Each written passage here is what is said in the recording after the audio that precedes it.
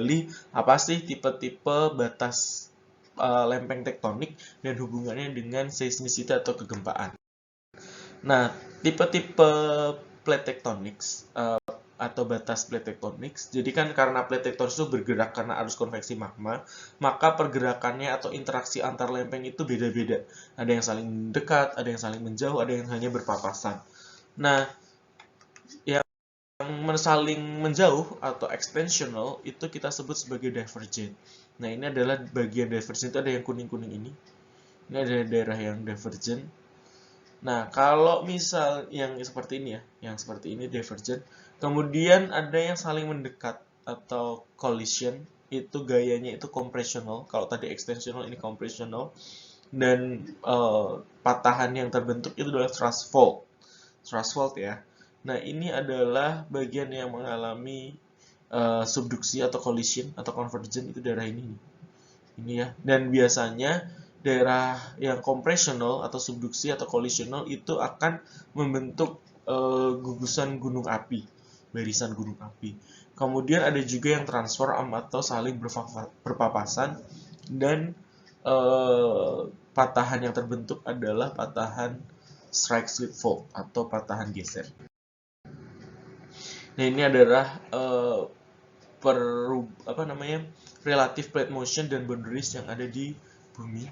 Plate tectonic kita bisa melihat ya, ini yang ada transform, ada juga yang ini collision, ini yang saling menjauh ya, ini yang ini ada gambarnya. Kalau misalnya kayak gini itu saling menjauh atau divergent, kalau dia ada segitiga hitam kayak gini dia itu saling mendekat, dan ini yang transform. Oke. Nah, ini adalah seperti saya bilang, ring of fire itu ada di zona yang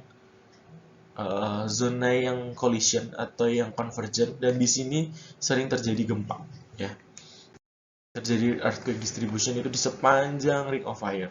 Kita bisa lihat ya. Makanya tidak heran jika Indonesia itu rawan gempa karena memang ada di bagian convergent. Nah, ini kalau kita terjadi gempa di convergent itu, nah kalau di convergent itu gempa bumi itu beraneka atau vary, ada yang dangkal, ada yang medium, ada yang dalam.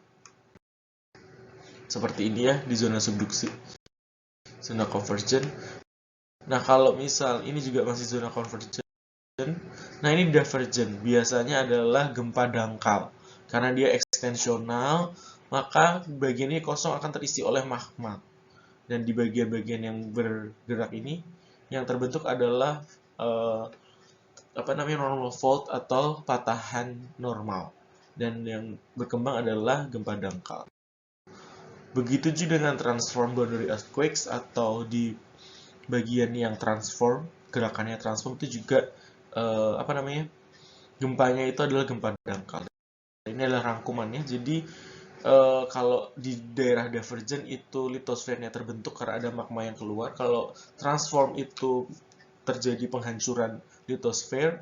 Convergent juga kalau di transform itu nggak terjadi ya, jadi tidak terjadi created atau destroyed. Kalau convergent itu destroyed.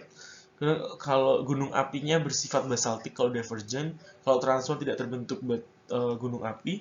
Kalau di convergent itu tentu saja andesitik. Kemudian gayanya kalau divergent itu ekstensional, kalau transform shear, kalau convergent itu kompresional.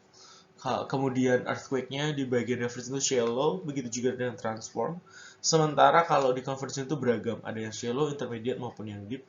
Dan patahan yang berkembang di divergent itu normal, sesar turun.